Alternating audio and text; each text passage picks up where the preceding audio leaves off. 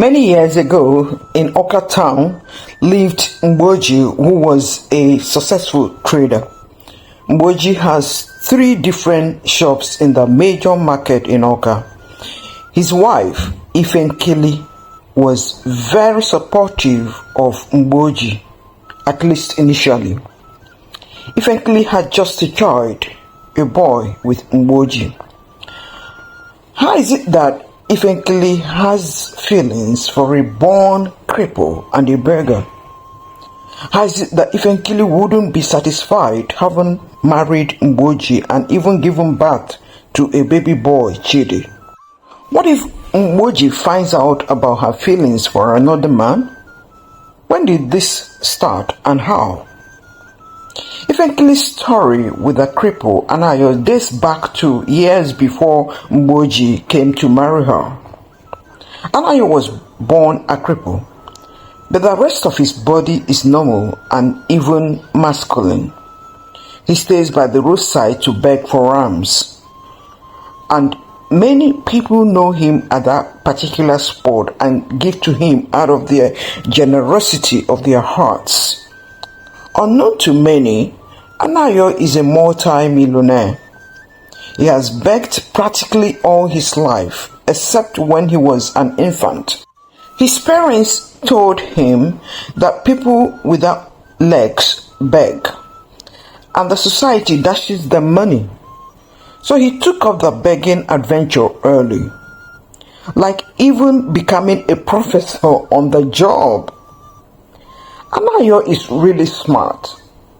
One day, years ago, he was on the floor talking to himself, and he said, "Yes, the society may not hire me to work because I am a born cripple, but every other part of me is sound.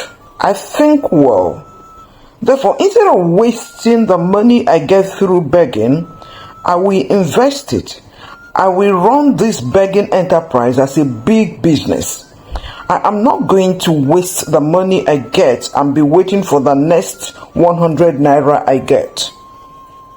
I will invest what I have daily. I have been told that the only thing I am qualified for is begging, but I will surely turn this into a very profitable enterprise." Anayo needed someone he could trust, someone who would not broadcast to the whole world that he had big money, though he was a beggar. One day, Ifenkili was passing and Anayo needed a loaf of bread to eat. He asked Ifenkili if she could go and buy bread and water for him. Ifenkili, who was a teenager at that time, bought the things and gave him. Another day, there was a repeat demand from Anayo. So Ifenkili started asking him almost each time she passed there, "Is there something I could buy for you today, sir?"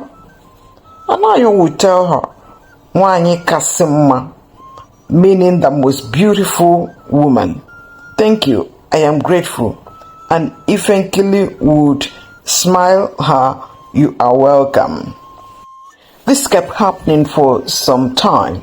Each day Ifenkili passed there, she must stop to greet him and ask if she could help. They became very good friends.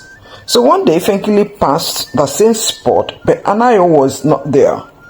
Ifenkili said, "What could have happened to him? Why is he not begging today?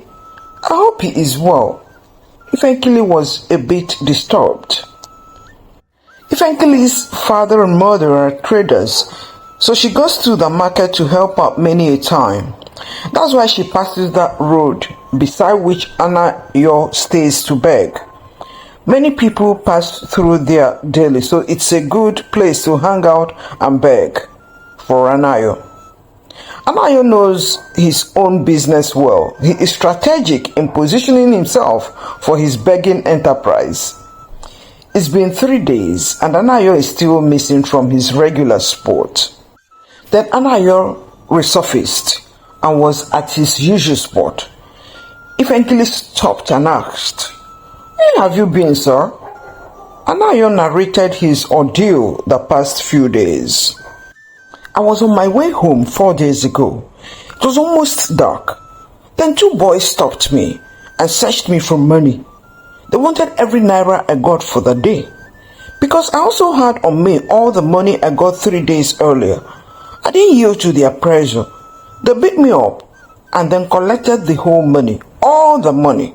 It must have been over 50,000 naira. They were able to do all this because they took me to a corner, pushed me to a corner where people wouldn't know what was going on. I was so distraught.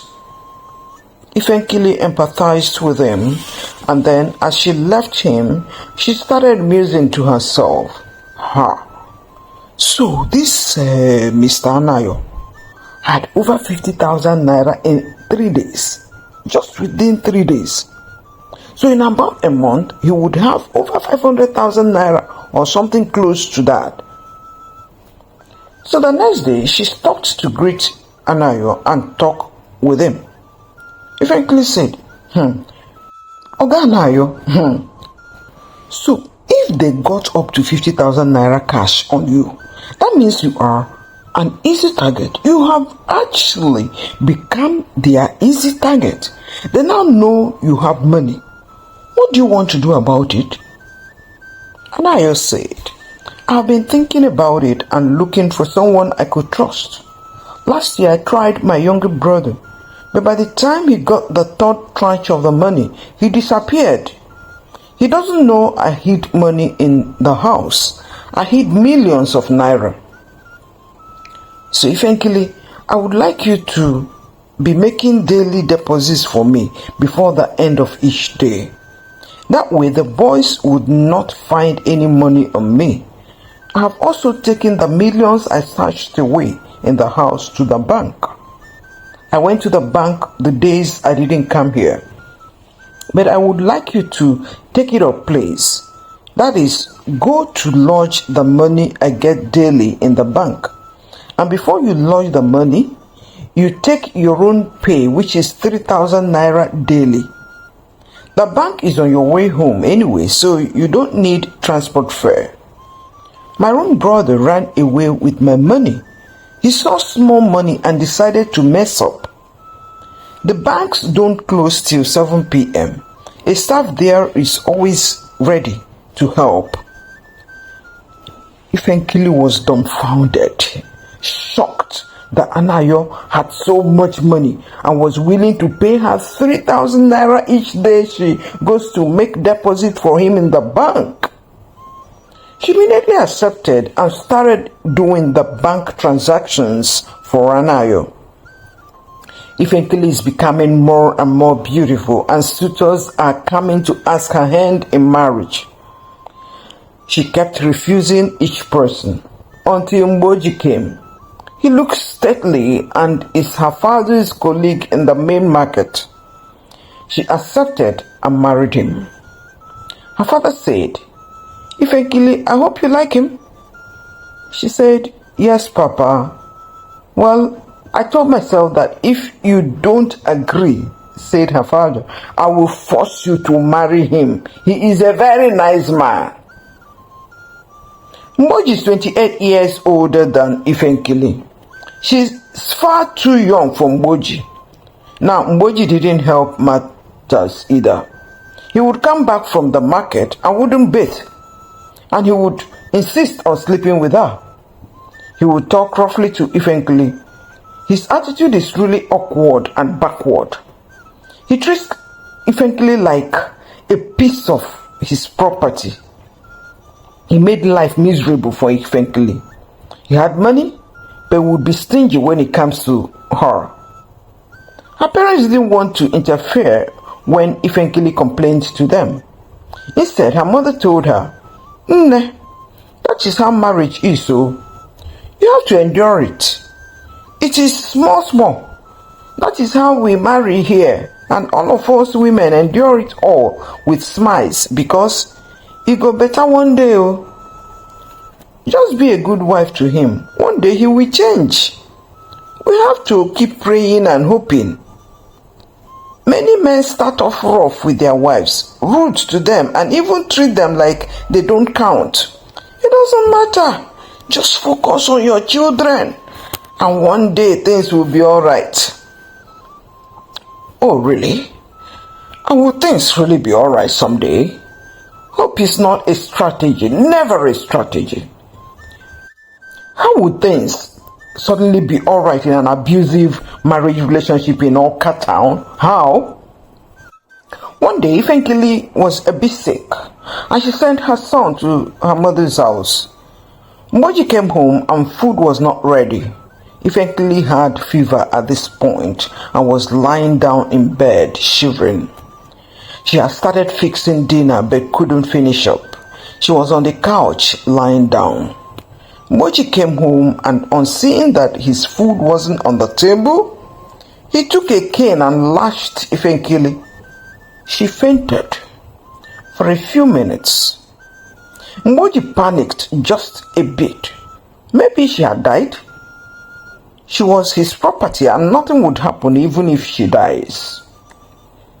Ifenkili recovered, but that spelled the danger as far as she was concerned. She narrated the matter to her mom, and Mama said, "Ifenkili, my dear daughter, calm down. My own husband used to give me 12 strokes of the cane if I just added too much salt to his food, or even too much pepper. Sometimes, the too much salt is only in his mouth, oh.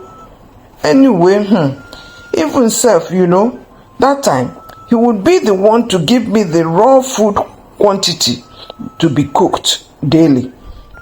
The raw foods were kept in his room. Yams were tied in the barn, and he was the only one to bring one out each time. And he would say how many days the yam must last. You see, that is how our marriage started. And it has lasted. You can see it." Ifenkili said, "Mama, I do not think I am cut out for this kind of hostility and brutality. God created men and women. Man created slaves. I don't think I want this anymore. I want to come home." Mama said, "You come home? How?" "Hey, please, don't let another person hear you. Don't let another person hear this. It is a taboo in our town. Ha! It is not done. What face would I use to face my fellow women in our women's guild in church, and our Oka Aborigines Women's Society, and our Market Women's Union? Women would mock me to pieces. Hey, please, Biko, no. Never think of such a thing. He will change. It is a taboo in our land, I beg." Ifenkili went back home sad and full of thoughts about what next to do. She contemplated suicide. Then she spoke to herself, saying, "No. For what? I die because of a mere mortal? No way. How would my death pain him? Someone that already shows hatred enough for me? Hatred that he would even want to kill me? No way. It is cowards that commit suicide, and I am not a coward. I was alive and well before this so-called marriage, and I will leave this place alive and very well." Oh, Ifenkili's husband stopped the banking errands he had been doing for Anayo the moment they got married. Also, they were living in a different part of Oka. That made it even more difficult for her to continue. But even if they were close, Mgboji doesn't want his wife to work for any man, let alone a cripple. Angela is the one managing all the money from all Mgboji's 3 shops in the market. She had been on this job for years before Ifenkili came in as wife. Angela is older than Ifenkili, far older. Mgboji treats her far better than Ifenkili. One day, when they were newly married, Mgboji brought Angela home and insisted to Ifenkili that she would sleep in their house. He said, yes, she has to sleep here, and that's occasionally what we do because we have to go through the books to check the accounts for each shop and the products. Ifenkili naively accepted. Later, Mgboji would pass the night at Angela's house and tell Ifenkili that he spent the night there. On the same note of checking accounts, Ifenkili knows far better than that now, and knew that there just was no way she would continue taking all the abuses and cheating. One day, Ifenkili dropped her son again at her mom's place, since her mom doesn't go daily to the market anymore because she has reliable hands to take care of her shop, and Mgboji had gone to the market. She took a taxi and dropped at the place where Anayo stays to beg. Fortunately for both Anayo and Ifenkili, the girl she brought to Anayo to replace her had been very faithful. Anayo rejoiced when he saw Ifenkili. He already knows what Ifenkili had been passing through because her friend Buzo told him. So Anayo asked her, "So Nwanyi Kachamma, that is the most beautiful woman, is it true that that man lifted his hand on you? So as old as he is, he has no respect for himself, no self-control? And if he has none for himself, he doesn't have respect for the beautiful woman that accepted to marry him? Now, Nwanyi Kachamma, what do you intend to do? Do you want to report him to women affairs people or what?" Ifenkili said, "Report him so that he would change or so that he would kill me? No, I will do nothing like that.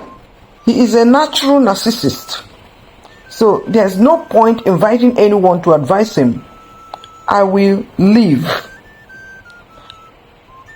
Anayo asked, "So if you leave, where would you go? Where would you go to? Back to your mom?" Ifenkili said, "No, I can't go back to my mom. She said I would bring her unimaginable shame if I come back. So I'll quietly leave." "And your son?" asked Anayo. Ifenkili said, "I will leave him. Fortunately, he's old enough to observe that his father is a bully and makes me cry often. The day he hit me on the head, my boy shouted and shouted, crying. My husband shouted him down and told him to go to his room. Poor Chidi. He went in and was there sobbing. Mgboji is not a man you could hold a deep conversation with. He is beastly. So I can't even discuss my living with him. He would break my head if I dare. So what I want to do is just leave. I'll go to Enugu. I will then send a message to tell my parents to return the bride price he paid on my head, that I am done with the marriage. I will leave Chidi with my sister. If he wants to go there and take him, okay. He will look for me as soon as he is old enough. I want to live a long, productive life. I cannot achieve that with this man. I am done." Anayo responded, "Okay, Nwanyi Kachamma, I would love to participate in your standing on your feet again. I believe that every woman deserves to be respected, even if she is not your wife. After all, it is a woman that carried you in her stomach for 9 months and took care of you till you became big enough to care for yourself. So I remember what my mother passed through for me each time I see a woman.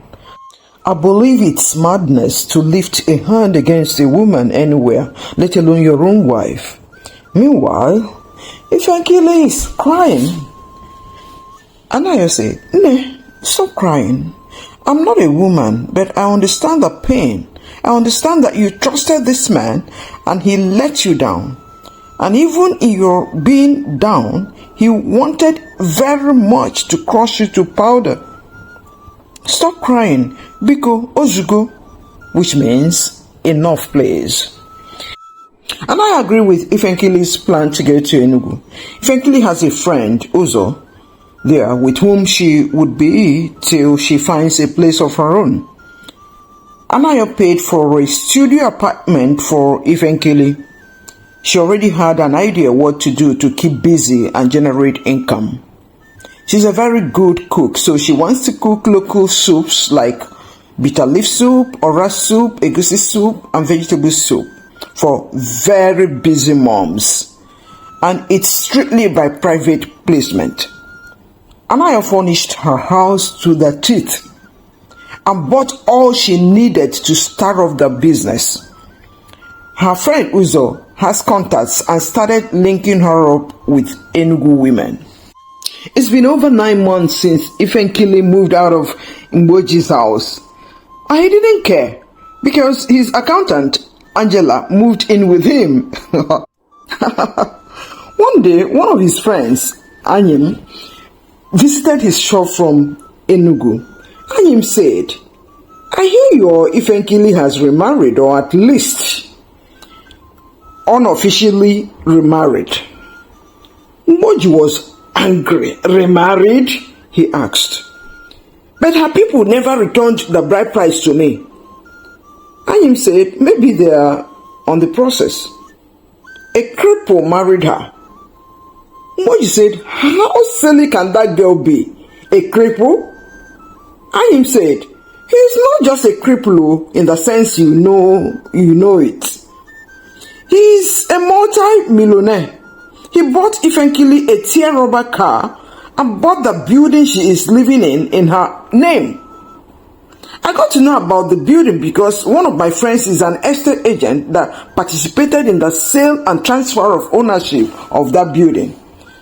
If you see her now, Mgboji was mad and said, okay, it's prostitution that she is busy doing, sleeping around with big men in Enugu. And you said, no, Mgboji, she's not doing any such thing. She's too decent for that. I said she is married to the cripple. That evening, Mgboji was just too angry.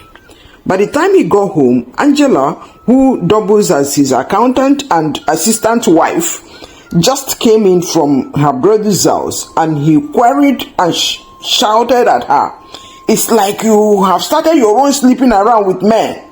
I thought you were better, but I see all of you are the same. All of you women, you are all the same.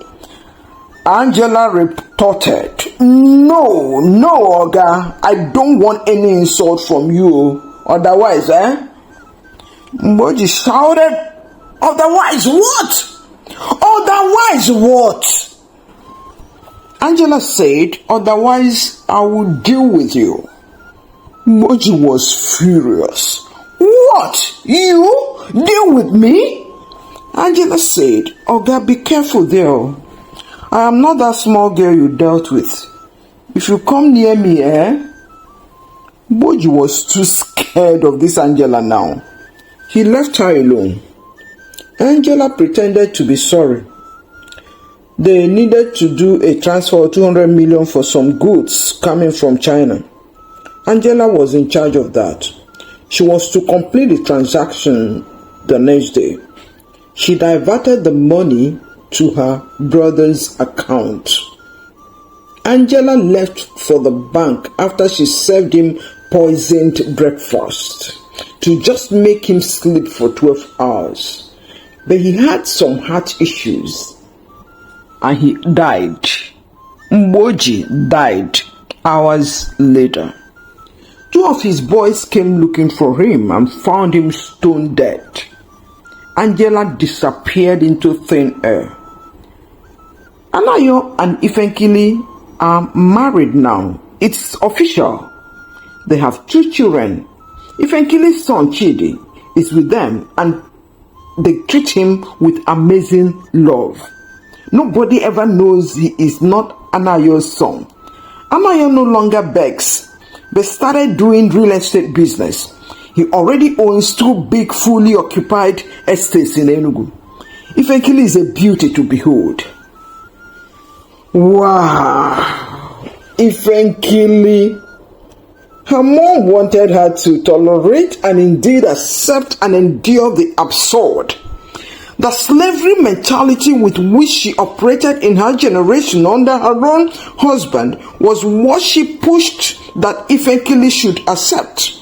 Fortunately, Ifenkili refused. What do you really think? See what Ifenkili has become for not giving in to accepting abuses from a man who is really beastly. Love will always win. We are drawn to genuine love and kindness. That is what kept Ifenkili's heart and that of Anayo panting for each other. Be kind, stand strong in love, and win. Please let us know your thoughts in the comment section below. Please encourage us to roll out more African folk tales, more African real life stories by giving this video a thumbs up, and also subscribe to our channel if you haven't already done so. Yes, please remember to click the bell icon so you would be among the first to know when we upload another very interesting story video. And please share our stories with your friends and family. Thank you for watching. Thank you for being there for us. This is African Folk Tales ChinChin. Till our next video, remain truly amazing. Goodbye.